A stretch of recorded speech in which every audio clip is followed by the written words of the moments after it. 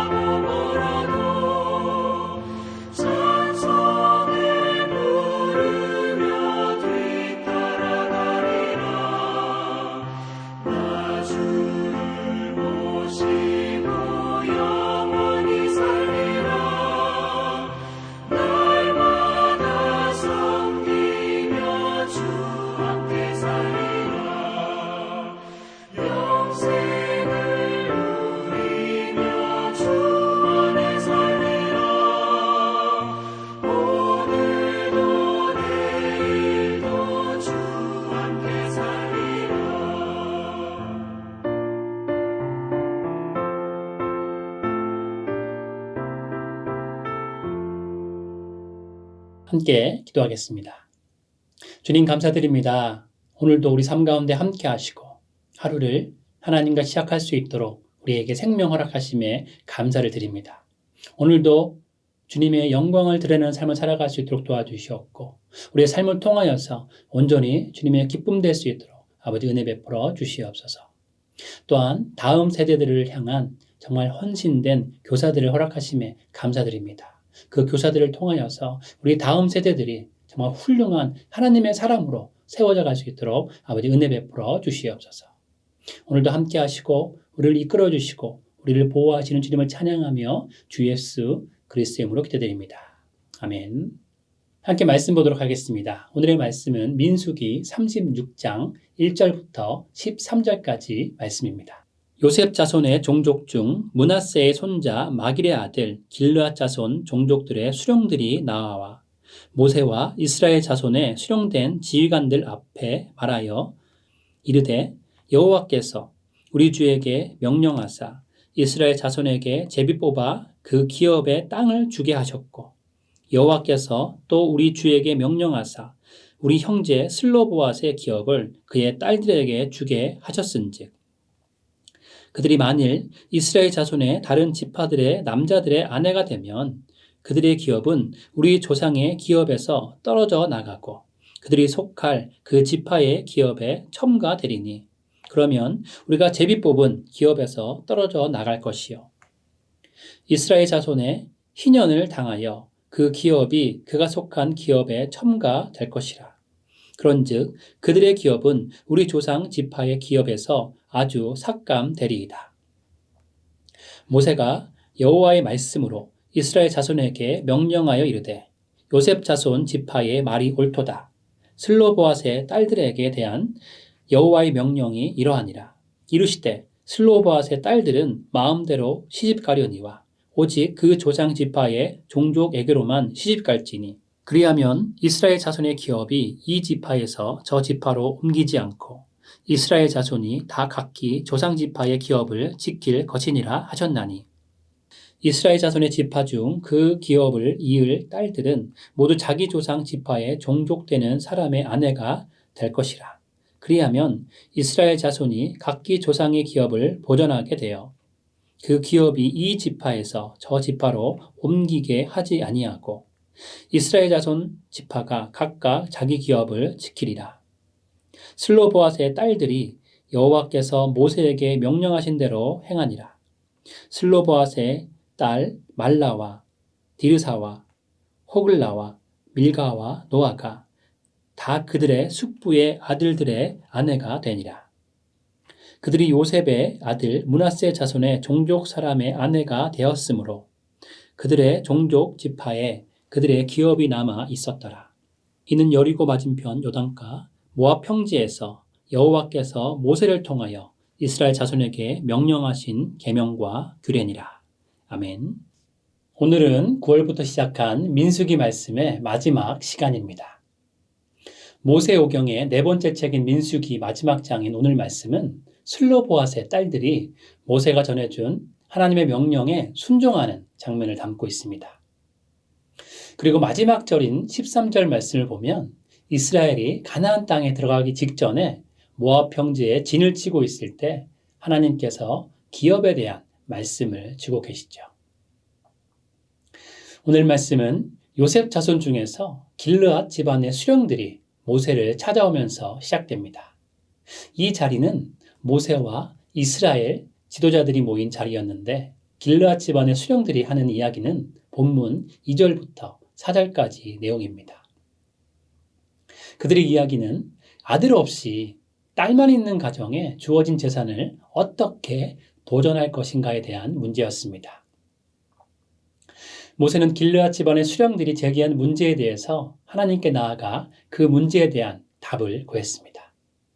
그리고 하나님은 모세에게 답을 주셨죠. 하나님의 응답을 받은 모세는 이스라엘 백성들에게 하나님의 명령을 전달하였습니다.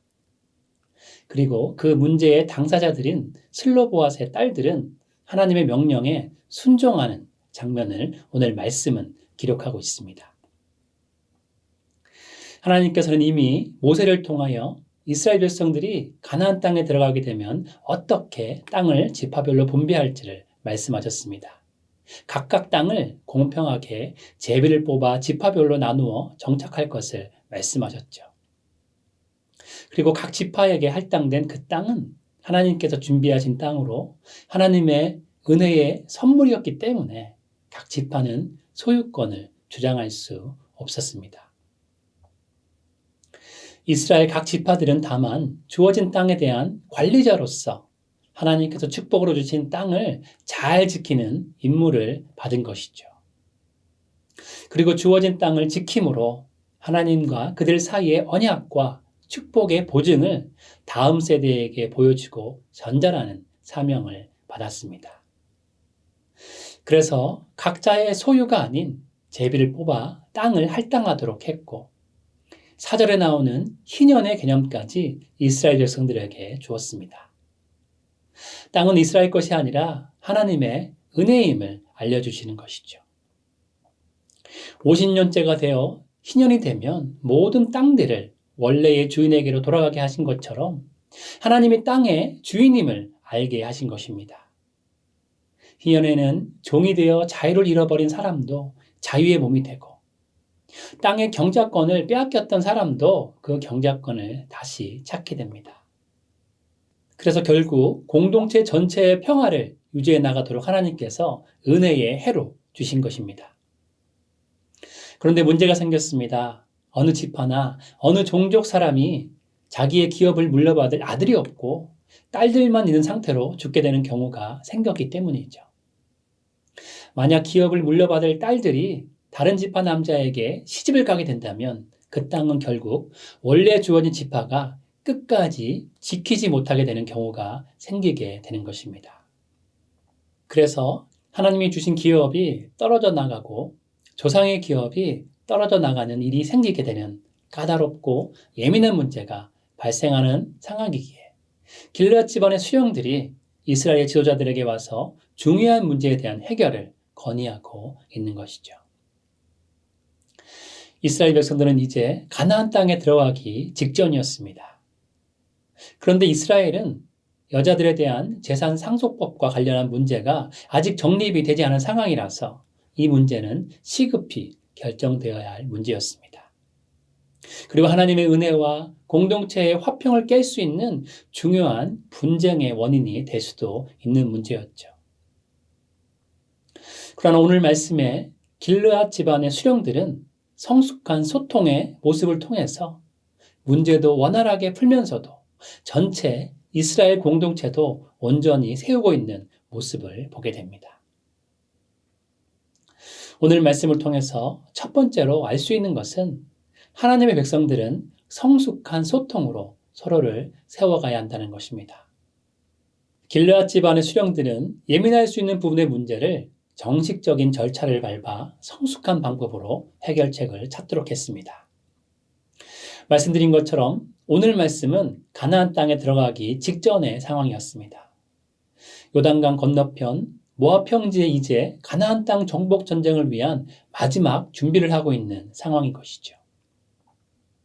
그렇기에 지금 당장 필요한 것은 어떻게 하면 그 땅을 안전하게 정복할 수 있을까? 어떻게 하면 땅을 잘 분배하고 문제없이 정착할 수 있을까라는 문제가 가장 큰 관심사였을 것입니다. 그러나 하나님은 이 문제보다 더 중요한 부분을 보셨습니다. 하나님은 마지막 순간까지 이스라엘이 하나님께 순종하기를 원하셨습니다. 그리고 하나님께서 세우신 지도자인 모세의 지도에 순종하는 것이 가장 중요한 부분임을 말씀하고 계신 것입니다. 하나님의 백성들에게 있어서 영적인 질서는 너무나 중요합니다. 하나님의 말씀에 순종하는 것이 전쟁보다 우선입니다. 전쟁에 나가서도 하나님의 백성들은 하나님의 말씀을 최우선으로 여기고 따라야 하는 것이죠.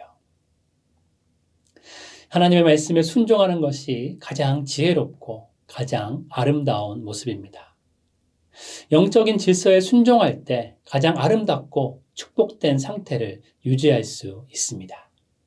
오늘 말씀은 이 사실을 보여주고 있죠. 길르앗 집안의 수령들은 이 문제로 다른 사람을 찾아가지 않았습니다. 길르앗 집안의 수령들은 이 문제를 이슈화 시키지 않았습니다. 사실 리더를 찾아가지 않고 사람들에게 이야기하고 문제를 이슈화시키면 문제는 점점 커지게 되고 공동체는 분란에 쌓일 수 있고 결국엔 리더십에게까지 문제가 생기게 되는 것이죠. 길르앗 집안의 수령들이 영적인 분별력이 있는 것은 이 문제를 모세와 이스라엘의 지도자들에게 직접 가지고 나가므로 영적인 질서가 설 수 있도록 했다는 것입니다. 이 일로 하나님을 만난 모세는 여호와의 말씀을 이스라엘 자손에게 명령합니다. 5절부터 7절의 말씀을 보면 모세는 먼저 길르앗 집안의 수령들의 말을 인정합니다. 그리고 슬로보앗의 딸들에게 조상 지파의 종족에게 시집가도록 하여서 이스라엘 자손의 기업을 지키도록 명령했죠. 하나님은 오늘 말씀처럼 우리의 간구와 청원에 응답하시는 하나님이십니다. 우리의 필요와 상황을 모두 이해하시는 하나님이십니다. 그리고 하나님은 우리의 모든 어려움에도 응답하시는 하나님이십니다. 그렇기에 사람이 아니라 모든 문제를 먼저 하나님께 가지고 나아가시기 바랍니다. 그리고 하나님의 응답을 기다리시기 바랍니다. 그럴 때 하나님께서 반드시 응답하십니다. 그리고 공동체 안에 민감한 문제가 있을 때 하나님께 기도하며 리더십에게 문제를 직접 가져가시기 바랍니다. 길르앗 집안의 수령들처럼 영적인 분별력과 지혜를 가지고 문제를 해결할 때 자신뿐만 아니라 공동체와 리더십을 더욱 튼튼히 세울 수 있습니다. 두 번째로, 하나님의 백성들은 순종으로 하나님의 뜻을 이룹니다. 오늘 말씀에서 또 한 가지 중요한 점은 이스라엘 백성들이 하나님의 명령에 온전히 순종했다는 것입니다. 오늘 본문 10절을 보면 여자 상속법의 당사자들인 슬로보앗의 딸들의 행동이 나오는 것을 보게 되죠. 모세를 통해 하나님의 명령이 내려진 이후로 슬로보앗의 딸들은 하나님의 명령대로 순종하며 행하는 모습을 보게 됩니다. 하나님의 명령에 어떤 이의도 제기하지 않고 무조건적으로 순종하는 모습이죠. 그들은 하나님의 명령에 순종하기 위해서 자신들에게 주어져 있던 자유를 내려놨습니다. 이스라엘 남자라면 아무 제한 없이 결혼하여 사랑하며 살 수 있었던 자유를 내려놓고 자기들이 속한 지파의 남자들과만 결혼하였습니다. 12절 말씀은 슬로보앗의 딸들이 하나님의 명령을 순종하고 따랐기에 그들의 종족 지파의 기업이 남게 되었음을 말씀하죠.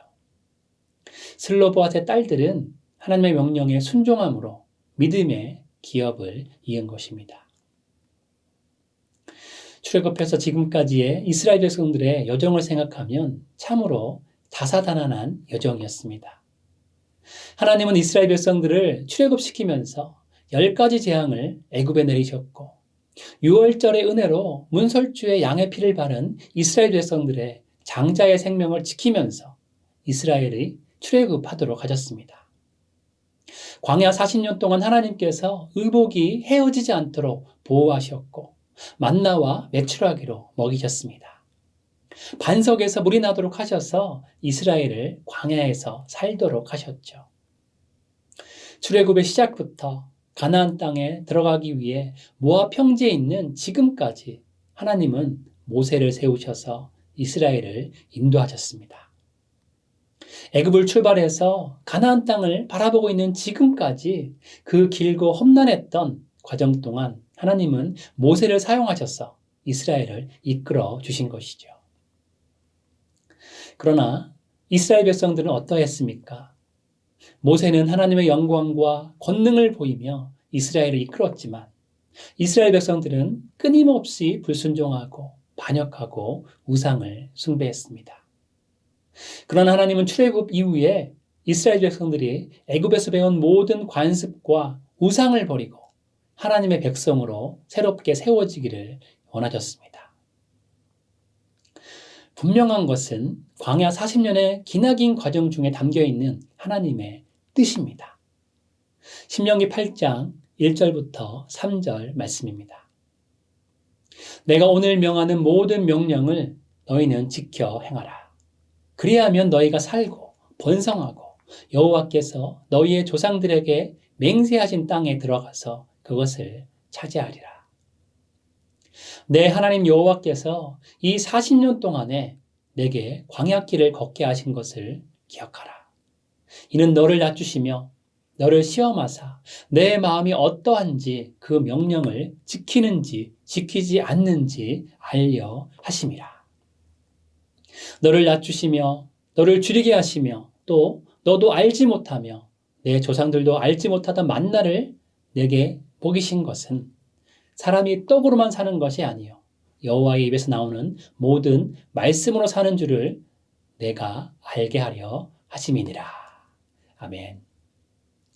광야 40년의 시간에는 이스라엘 백성들이 하나님의 명령을 지키고 말씀에 순종하는 삶을 살게 하기 위한 하나님의 뜻이 담겨 있었습니다.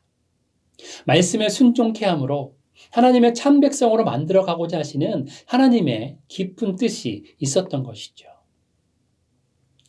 그래서 하나님은 모세를 지도자로 세우셨습니다. 하나님께서 지도자로 세우신 모세에게 순종하는 훈련을 통해서 궁극적으로 하나님께 순종하도록 한 것이죠. 하나님은 광야 40년 동안 하나님께 순종하는 법을 몸으로 배우게 하시고 하나님의 말씀에 순종하는 것이 가장 지혜로운 길인 것을 깨닫게 하셨습니다. 그렇기에 모세에게 연약함과 인간적인 한계가 있음에도 불구하고 하나님은 항상 모세 편에 서셨고 모세의 든든한 후원자가 되어 주신 것입니다. 지난 월요일 저녁에 딸아이와 출애굽기 말씀을 묵상했습니다. 창세기부터 시작해서 지금은 출애굽기 말씀을 저녁에 함께 묵상하려고 노력하고 있는데 지난 월요일 말씀은 출애굽기 3장이었습니다.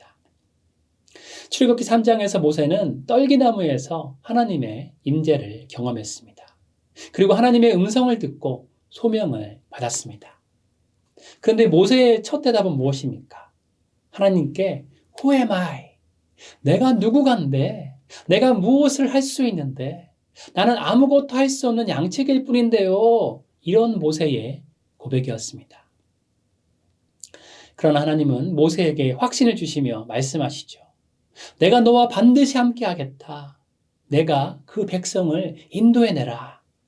그 후에 불꽃 가운데 타지 않는 떨기나무를 보고 나의 음성을 듣고 있는 지금 이 산에서 나에게 예배하도록 해라 라고 하나님께서 말씀하십니다.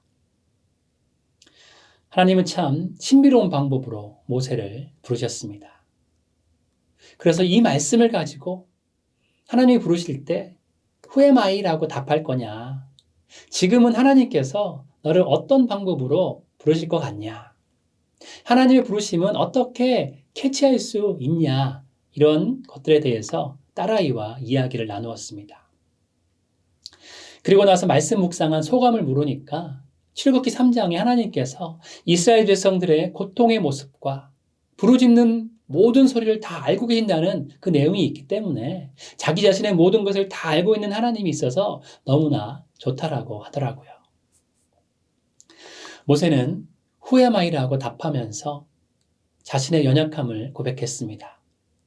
그러나 모세가 하나님의 부르심에 순종했을 때 말 안 듣기로 소문난 이스라엘 백성들을 약속의 땅까지 성공적으로 인도했습니다. 이것은 단지 모세가 하나님께 순종했기 때문입니다. 모세의 순종 위에 하나님께서 일하신 것이죠. 광야 생활이 불평과 불순종을 만들 수밖에 없는 상황이었지만 그 열악한 상황 속에서도 하나님은 이스라엘 백성들이 지켜야 할 명령들을 모세를 통해서 주셔서 순종의 훈련을 시키신 것입니다. 이스라엘 백성들은 실패하기도 하고 시행착오도 거쳐오기도 하면서 하나님께서 꿈꿔오셨던 하나님의 백성으로 세워져 왔던 것이죠. 하나님은 이스라엘 백성들이 하나님의 명령과 하나님께서 세우신 질서에 순종하는 하나님 나라의 백성으로 변화되기를 원하셨는데 그 일에 연약하고 부족한 모세를 사용한 것입니다. 하나님은 하나님의 부르심에 순종한 모세를 통해 이스라엘 백성들이 순종하는 훈련을 하도록 광야 40년의 시간을 보내게 한 것이죠. 모세에게 한 순종이 곧 하나님께 하는 순종이기 때문입니다. 이제 이스라엘은 가나안 땅에 들어갈 준비를 하고 있습니다. 그런데 하나님은 민수기의 마지막을 보면서 무엇보다 중요한 것이 하나님의 백성들이 어떻게 가나안 땅에 들어가냐 보다 어떻게 순종함으로 이 약속의 땅에서 살아갈 것인가를 생각하신 것입니다.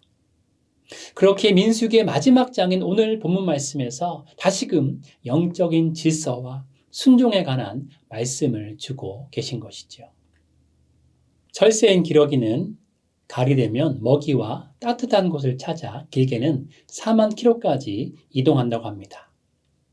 우리가 잘 아는 것처럼 기러기는 다른 새떼들과는 달리 V자 대형을 이루고 머나먼 여행을 합니다. 가장 앞에 날아가는 리더의 날갯짓은 기류에 양력을 만들어주고 공기 저항을 줄여주어서 뒤에 따라오는 동료 기러기가 혼자 날 때보다 약 72%나 더 멀리 날 수 있도록 도와줍니다. 무리를 이끄는 기러기가 필요한 기색을 보이면 뒤쪽에 있던 새가 임무를 교대해주죠. 상부상조를 하는 것입니다. 그리고 기러기 떼들은 날아가는 동안 울음소리를 내서 앞에 있는 리더에게 힘내라는 응원을 합니다. 기러기들은 이런 협동정신으로 먼 거리를 여행할 수 있는 것입니다. 이런 협동정신은 낙오자가 생길 때도 발휘됩니다. 날아서 이동하는 도중에 낙오자가 생기면 다른 두 마리가 무리에서 같이 빠져나와 동료가 회복될 때까지 곁에서 돌보고 낙오자가 회복되면 다시 대열에 합류합니다. 우리의 믿음 생활은 기러기 떼의 여행처럼 멀고 험한 길과 같습니다. 우리의 신앙 생활은 폭풍이 불고 바람이 몰아치는 영적인 전쟁터와 같습니다. 이 여정은 우리가 약속의 땅인 하나님의 나라에 이를 때까지 계속되는 것이죠. 그렇기에 영적인 공동체는 우리에게 꼭 필요합니다. 그래서 우리는 하나님의 말씀에 순종하며 영적인 공동체를 함께 세우며 전진해야 합니다. 리더의 책임과 헌신에 감사하고 연약함을 사랑으로 덮어주며 함께 기도하며 후원하고 또한 우리의 여정이 다할 때까지 함께 그 짐을 짊어지고 나아가야 하는 것이죠. 하나님께서 세워나가시는 하나님의 나라와 그 나라에서 누리게 될 기쁨과 평안은 순종으로 이루어집니다. 하나님의 말씀에 순종할 때 우리는 가장 좋은 것을 누리게 되는 것이죠.